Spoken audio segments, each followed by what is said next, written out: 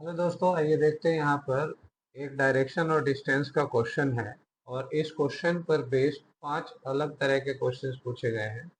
आपके एग्जाम में इन पांचों में से कोई एक क्वेश्चन किसी एक सेट में जरूर पूछा जाता है। आइए जानते हैं कि इस क्वेश्चन को कैसे सॉल्व किया जाता है और इनसे संबंधित इन पांचों क्वेश्चंस का जवाब कैसे दिया जाए।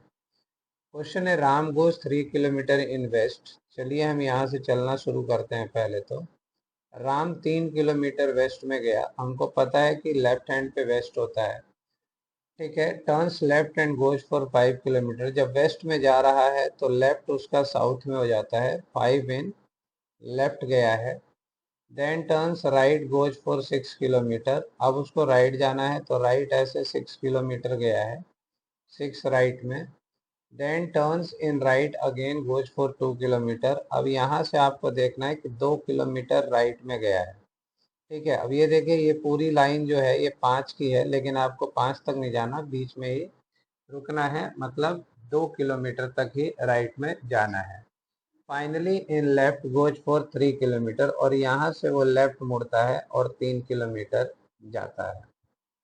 ठीक है, तो अब ये आपका डायग्राम बन चुका है। आपके क्वेश्चन के आधार पे आपने पढ़ते पढ़ते क्वेश्चन का डायग्राम बना दिया और आपका क्वेश्चन सॉल्व हो जाएगा। तो आइए देखते हैं अब इसका क्वेश्चन क्या कह रहा है। In which direction is he going now. अब वो किस डायरेक्शन में जा रहा है।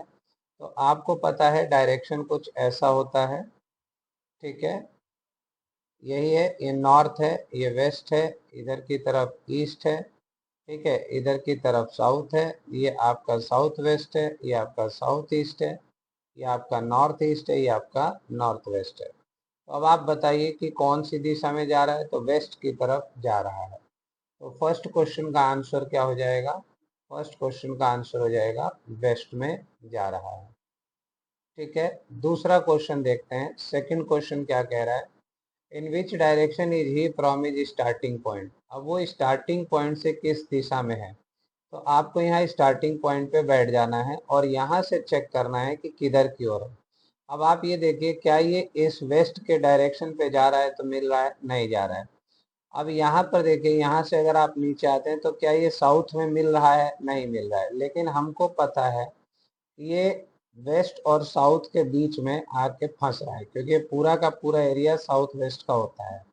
तो आप यहाँ से ऐसे दूरबीन लगा के देखोगे तो ये पूरा का पूरा जो एरिया है ये साउथ वेस्ट का हो जाएगा। तो आंसर हो जाएगा इसका साउथ वेस्ट। ठीक है, तो स्टार्टिंग पॉइंट से वो साउथ वेस्ट में है।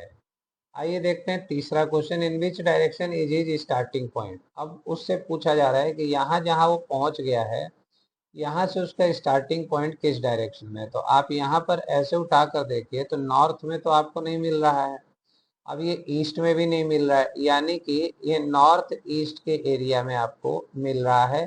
कहीं भी मिल सकता है। तो यहाँ से देखेंगे तो थर्ड क्वेश्चन का आंसर हो जाएगा नॉर्थ ईस्ट। ठीक है जी, नॉर्थ ईस्ट हो जाएगा। अब आइए फोर्थ क्वेश्चन देखते हैं। फोर्थ क्वेश्चन क्या कह रहा है, फाइंड द डिस्टेंस। अब डिस्टेंस निकालना है, तो डिस्टेंस के लिए आपको क्या करना पड़ेगा, आपको यहाँ से इस लाइन को ऐसे कनेक्ट करना पड़ेगा। जब भी आपका तिरछा डायरेक्शन बने ना, शुरू से अंत तक का, तब आपको पाइथागोरस थ्योरम बनानी होती है। ठीक है, और इसको आपको बनाना है ट्रायंगल। ठीक है जी, ये आपका बन जाएगा ट्रायंगल। तो आपको पता है कि ये शुरू में 3 चला था। अब ये वाली दूरी हमें लेनी है, तो यहाँ से ये देखिए, ये 6 हम उधार ले लेंगे, इसको 6 यहाँ ले लेंगे, और फिर यहाँ वाला 3 हम यहाँ ले लेंगे। ठीक है, इन सबको जोड़ देंगे, 6 3 9 3 12, यानी ये वाली लेंथ जो है वो 12 हो गई। और अब रही बात कि ये ट्राइंगल बना था, तो ट्राइंगल में ये वाला हिस्सा कितना है, ये वाला हिस्सा कितना है। तो आपको ये पता है कि यहाँ से यहाँ तक की दूरी तो 5 थी, 5 में से 2 इधर कवर हो गई। ठीक है, तो ऊपर वाला हिस्सा ये कितना बच गया, 3 रह गया। तो हम यहाँ से इसको 3 ले लेंगे। अब हमारे पास ट्राइंगल कुछ ऐसा बन गया है। ठीक है, कुछ ऐसा ट्राइंगल बन गया है जिसमें हमको ये वाली वैल्यू 3 मिल गई है और ये वाली वैल्यू हमारी 12 मिल गई है। अब हमें ये वाली दूरी निकालनी है, तो पाइथागोरस थ्योरम लगा देंगे। ठीक है, पाइथागोरस थ्योरम क्या कहती है, 12 का स्क्वायर प्लस 3 का स्क्वायर अंडर रूट में, इसको बंद कर दीजिए तो क्वेश्चन मार्क की वैल्यू आ जाएगी। और 12 का स्क्वायर 144 होता है और 3 का 9 होता है। ठीक है, तो 144 और 9 हमारा कितना हो गया, 154। ठीक है, 154। ठीक है जी, 150, 6 और 3 9, सॉरी 153। ठीक है, तो 153 इसकी वैल्यू आ जाएगी। ठीक है जी, तो ये वैल्यू कुछ भी हो सकती है। अगर स्क्वायर रूट निकलने की स्थिति हो तो आप स्क्वायर रूट इसको बना सकते हैं। तो इस तरीके के 5 क्वेश्चंस पूछे जाने की गुंजाइश होती है।